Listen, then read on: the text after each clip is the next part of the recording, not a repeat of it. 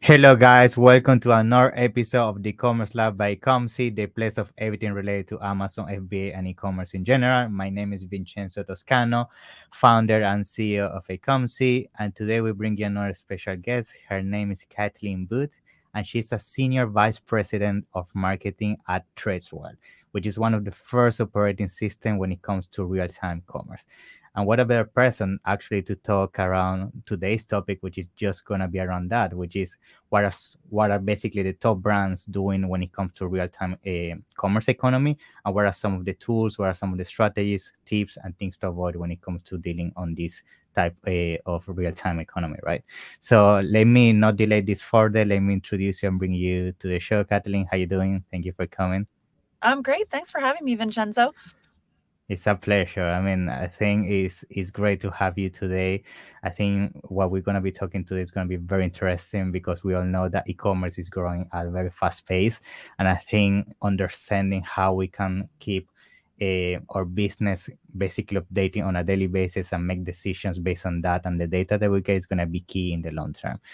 But however, before we jump into today's topic, I think it's going to be very important for our audience to just learn a little bit about you, how you got started into the e-commerce, what does the company does, so they can have a bit of understanding on that as well. Yeah. Yeah, absolutely. So, hi everybody. I'm Kathleen, and let's see. I guess really my e-commerce journey began about 15 or more years ago because I founded and owned a digital marketing agency, and That's great. we did a variety of things for companies in all different kinds of industries, including e-commerce companies.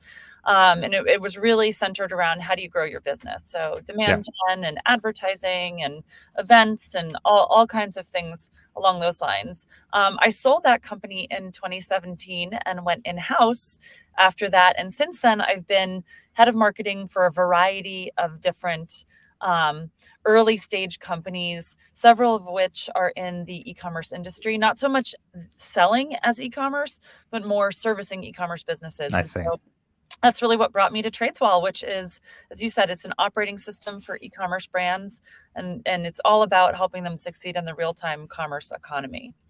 That's great. That's great. Yeah, I think to be honest, I had a look at the website and all the services that you guys provide.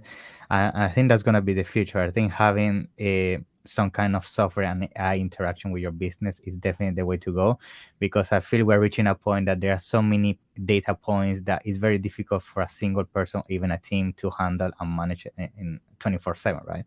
I think that's amazing what you guys are doing. That perspective. Now, I think my first question, just to start transitioning into today's topic, it would be if we can start by briefly just explaining to our audience what is really real-time e-commerce and how e-commerce brands should basically start implementing this on their daily basis when it comes to managing their business. Yeah. Yeah, so we talk about real-time commerce a lot, the real-time commerce economy, and it can sound like a buzzword, but really it acknowledges that e-commerce moves at incredible speed. And so, Yeah. in my past, I've worked in B2B demand gen and e-commerce demand gen, and they're very, very different and I'm not telling anybody anything they don't already know, but in Yeah. e-commerce, your website is your sales team. It is the business, right? And your Yes. ability to generate not just leads, but actual revenue from your digital channels is the entire business model. Unlike B2B marketing, where you have a more, let's call it, nuanced funnel and revenue generation model, and where yes, there are elements of it that move at real-time speed, algorithmic elements, like if you're doing Facebook ads or Google ads, but there are also elements that don't move at real-time speed. And that's why B2B marketers do things like webinars and lead nurturing campaigns, and they have the benefit of time. Their sales cycles are longer. In e-commerce, you live and die by the Yeah. revenue you're able to bring in through your website. And there has never been more opportunity, which is so exciting for e-commerce. There's so many channels now for selling, whether those are direct to consumer channels or marketplaces or retail channels. And then there's also so many marketing and advertising channels. Mm. But while there's never been more opportunity, there's also never been more complexity. And you alluded Yeah. to it. Part of that complexity is driven by the fact that there is just so much data, right? Yeah.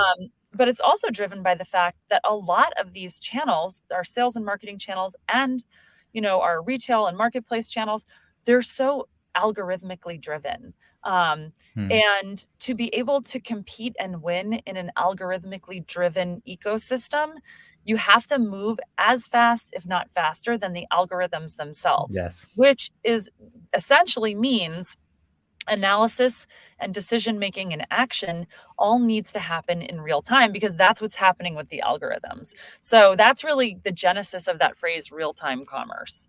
That's amazing. Yeah, I totally agree with you. I think nowadays, I mean, it used to be that maybe 5, 6 years ago, people were focusing just on one platform, but nowadays you can be selling on Amazon, Walmart, Target. You have your own website, you have eBay, so it's madness the amount of data points that you get, and I think it's essential for sure to have some kind of algorithm or at least a hub where you can have more high level vision of what is happening in your business, because we have worked with clients that they may have multiple channels, but because they don't have some kind of algorithm to teach them and basically give them the high level data, they might be losing money on out of the 5 marketplaces, but they just can't realize about that because they're just not inside each of them in depth. You see what I mean? With the Yeah, and I software. think So we're living in a really interesting time also, because layered on top of everything I just described are these other factors, including, there has never been a more complicated supply chain situation than yes. there is right now. And Mm, there's a lot of buzz in the world. Nobody knows what's going to happen in the next year, but there's a lot of talk. Are we entering into some sort of global recession? There's so much uncertainty and so much volatility that it makes it really hard, I think, for e-commerce brands to do their jobs well and to balance all the opportunity with all the challenges. And so, I think in the next 2 to 3 years, it's going to be more important than ever for mm, brands to be focused on optimizing, not just around growth, and some of the top line metrics that I think brands have really looked at in the past, like ROAS, for example, yes. return on ad spend. That's very top line. When we're entering into this time of uncertainty and potential recession, you as a brand, you have to be focused and algorithmically optimizing your business Mm, around what's going to drive net profit margin, for because sure. that's going to be what determines whether you're a brand that doesn't just survive the next few years, but actually thrives and kind of comes out on top. And so that's why I think it's so important right now to have all this data, to be able to harness it, to move quickly, and to be able to take the actions necessary to optimize for profit as well as growth. Yeah, totally with you on that. I think, yeah, everything that you mentioned makes total sense. I think just to bring something to the table in terms of what is usually the feedback I get whenever I also explain this to my clients and people that speak in the space, is that when we talk about this transition from being maybe everything in house and then transition to using a software tool or an algorithm tool or everything that basically is going to allow you to handle everything more on a automated basis, I think there is always the concern of if how to do that transition from going from not having anything to actually integrating your business with AI and a whole software that's gonna basically do recommendation changes to your business. So my question, just to touch on this, is how do you usually see the transition, or what is usually the first steps a business should do to do that jump from not having anything to do with real-time e-commerce to integrating that within their business? Yeah. Yeah, so I think there's a couple of levels of this conversation. There's obviously like the conversation about the software and the tools, which we can get to, but it's more than that. It actually has to start with with kind of culture and alignment within the company. And so we actually did research last year where we worked with a third party research company to survey more than 300 e-commerce leaders around like the top challenges they were facing and what they thought it was going to take to succeed in the coming years. And it was very interesting because three themes really emerged from this, and they relate very closely to this topic that we're talking about. And those themes were data unification, alignment, and speed. And so I'm going to actually start with alignment first, because I Sure. think it fuels the other two. Yeah. And what that really refers to is that with e-commerce, you have different types of companies. You have your direct to consumer companies, which are really born digitally native. And then you have perhaps other types of companies that maybe were born to service a brick and mortar world or a marketplace Mm. world and are then expanding. And we've developed this concept we call the e-commerce maturity model.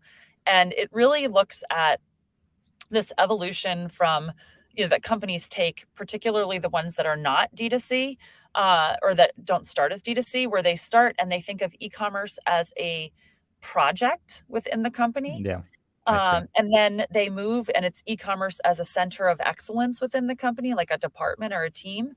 And then e-commerce that is woven throughout the fabric of the whole company.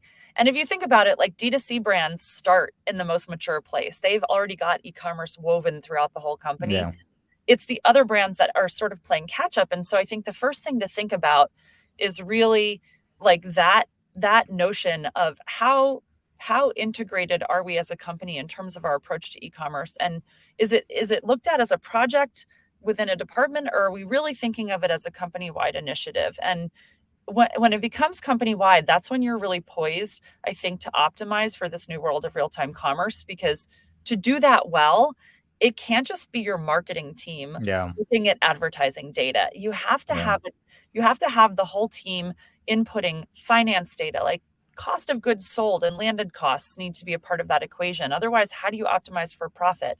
And your inventory and logistics data. Do we know that we're going to have enough product to fulfill the orders we're getting through our ad campaigns? mm, And then obviously the marketing and the sales retail channel data as well is important, but like getting the whole team aligned and on board with the notion that we all should be looking at the same data together and making decisions together. That's actually harder than it sounds. I mean, yeah, for sure. I'm a head of marketing, and if you came to me and said, you need to be looking at the same data as the CFO, sometimes that's scary because I'd be like, I don't know if I want the CFO asking me about my ad campaign performance. And so it's getting on the same page that alignment is needed, but also putting some guardrails around that and understanding that each team is still going to own the decisions around, its area of expertise. So starting there with alignment is really number one. Yes, for sure. And then you can proceed into data unification. And that's where I think the tools and the software start to become interesting, because most brands have solved this in the past with what I call a Franken-Monster approach, which Okay. is they might have some tools. Like there's a lot of single channel tools out there that are Yeah. very good. For example, tools that are great if you're just selling on Amazon or just Shopify. Where it starts to get really messy is when you're on more than one channel. And that's Yes. when you see e-commerce teams maybe using a tool, but they still have to download stuff into spreadsheets and make sense of it all.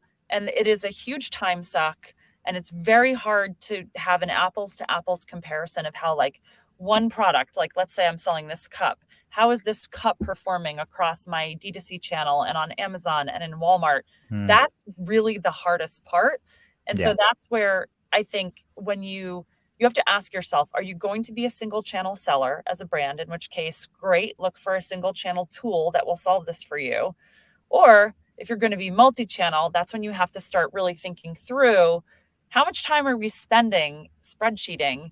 And when you do like a cost benefit analysis or a value analysis, and you look at perhaps onboarding a paid tool to solve this multi-channel issue, if it's going to save your team a day a week, Yeah. there's not only financial savings there, it's hey, what are we going to do with that newfound time? Because that could go into product innovation or into further optimization. So I'll stop there because I just talked a Yeah. lot. No, I mean, that's amazing. I just love what you're just explaining and everything. I mean, it's great, and I totally agree with you 100%. I think, especially the data unification side of it, I think that's a huge one. I totally agree with you. What you just mentioned around the spreadsheets. Sometimes we get clients. They say, "Okay, we have this data from Walmart, Target, all the marketplaces," and when they try to unify everything, it is a mess It's a because you have disaster. different metrics, different ways to see your profitability, different fees each platform, different conversion rates. I mean, yeah, it gets very complex, and I think for sure having a way to see this more at a high level is for sure going to be the future. And I think not just that, I think also having the option to help to use that algorithm to give you suggestions based on the data, right? Because maybe you can find out that for some reason Walmart is not as profitable as Amazon because this and this, so you can make some adjustments on the advertising, on the supply chain, and you can fix the profit bottom line profitability just by doing a few changes, right? So I think that's Yeah. a huge one for sure. That's Yeah. actually the most interesting part to me, because what I learned in talking to brands is that yes, they have this complex challenge of trying to make sense of the data, but a lot of them actually don't want another tool that just gives them more data, because Yeah.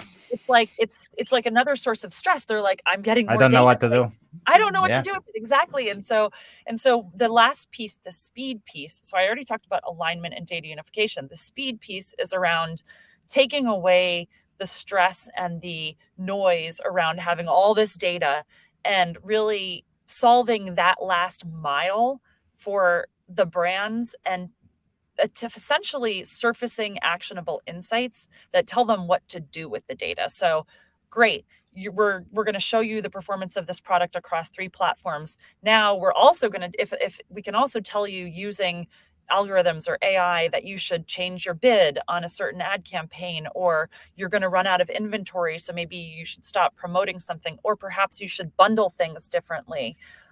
Or using cohort analysis, that customers who come in via a certain discount have a higher LTV. Like, all of a sudden, that this starts to give you the power to move faster Yeah. and cut out all that analysis time and just move to action. So it's like cutting the time from data to action is that last mile that really sets the best brands apart from the what I call the strivers. So um, there's a sort of taxonomy of uh, survivors, strivers, and thrivers. And survivors being the ones that are doing the bare minimum. They've got the Yeah. spreadsheet. They're just keeping their nose above water. And then the thrivers are starting to really begin to solve this. Or sorry, the strivers are starting to solve this. And the thrivers are the ones that really are moving at that speed of real-time commerce. Yeah. I mean, yeah, 100%. I think a lot of businesses are gonna for sure going under if they don't adapt, and we're starting to see that already. I don't know if you have seen aggregators struggling nowadays with so many brands. I mean, it's a thing that is becoming each day more complex, and I think if we add on top of that external factors such as the war that is happening right now, the supply chain issues, the expensive shipping costs, so all those things, for sure, if you don't have something, as you mentioned, data fusion in terms of combining all the data, you are playing blind. So you're just making decision guessing, and just hoping that it works, right? That's Yeah, the it's reality. interesting that you bring up the aggregators, because, those are really complex business models where they're really, it's not just the complexity we already talked about. It's exponentially greater because you multiply it by however Mm, many brands that they're working with. And I think there is a tendency to focus on the feel good metrics. And that's why earlier I mentioned ROAS, because it's really easy to prove ROAS. It's easy to yeah, measure. And that's something that's within the control of the marketing team, right? And I'm a marketer. We love that. yeah. If it's a metric that's 100% within our control, we really like it. Yeah, And the danger, though, is that you can have campaigns with fantastic ROAS, but they're still really not contributing to profitability. And this is where I think a lot of these aggregators are running into problems, is they're doing a lot of volume, but it's not necessarily contributing to profit. And yes. so we've seen all kinds of issues with SPACs being canceled. And Yeah, all um, that. yeah, so I won't go into it further, because I'm Yeah. certainly not an expert on the Yeah. IPOs within aggregators, but I think I can see where it would be a huge problem, because a lot of those companies are under tremendous pressure to grow from their investors. And you see it also in B2B. A focus on growth can definitely come at the expense of profit, but we live at a time, and we're entering a time when I don't think we can afford to do that any longer. Yeah, for sure. And I think just to add on top of everything that you just mentioned, I think one big issue that is happening, for example, with these aggregators and people that is managing multiple brands at the same time, is that their growth was so fast that they didn't have any time to basically integrate some kind of real-time commerce softwares or solution within their business model. So everything was done by their team, and then they eventually need to seek third-party solution, things like that, and everything got more complex with everything that's happening. So I think that's where the bottleneck is for sure, and I think they're realizing and making the change now. Yeah. But I think now that we have touched all these topics, I think it would be also nice now to bring to the table Tradeswell, which is the company you work for, which I think is actually the perfect solution for everything we are talking right now, right? So if you can basically just explain briefly how we can integrate this with our business, what are the benefits, yeah, just summarize around that, yeah.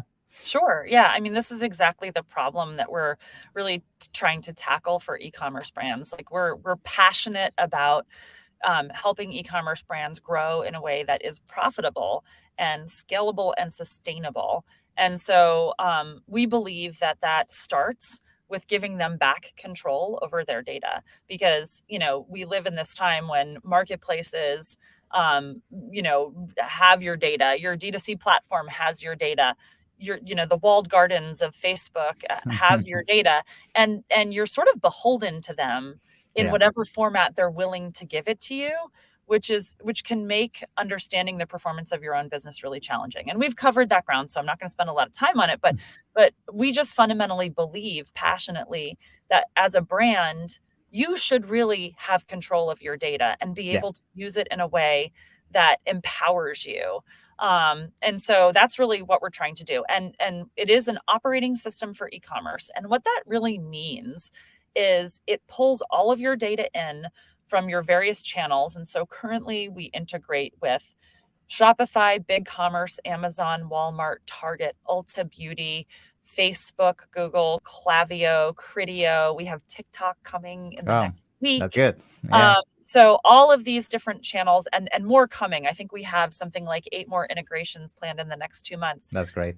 We pull it all in, but we don't just pull it in. The real magic that happens is we have something called a product graph that Mm-hmm. uses artificial intelligence and machine learning to normalize the data at the SKU level. So we Okay, build kind of a PIM on the back end, but it's really a PIM in service of insights as opposed I to see. content management. Like most PIMs are content management systems. Yeah, Ours is more of an analytics and insights engine. And so we pull all your data in and we're able to tell you this cup.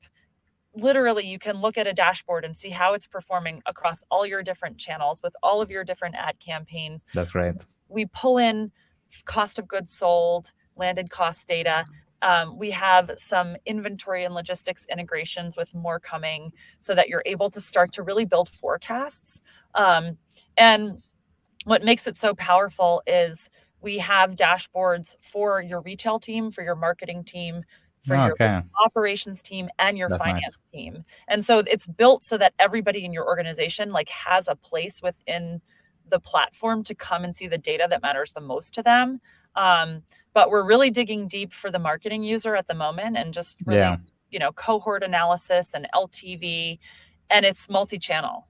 So that's I don't amazing. think anybody else is really doing that. Yeah, it's unique. That's why I wanted you to explain it, because I think it's amazing. And I mean, we definitely need something like this. I see every day so many people struggling with so many channels, and I think Tradeswell is for sure a great solution when it comes to the 100%. Yeah. Well, it's exciting to hear. I mean, and we're really trying to make it accessible. So we're very transparent with our pricing. And we just released, for example, a Shopify app. I think our lowest tier starts at $99 a month. Yeah. So, we're very passionate about making this accessible to any brand that needs it. And of course, we have different levels based on, how many things you're integrating. But I think anybody can get started and begin to Yeah. try it and see. So. That's amazing.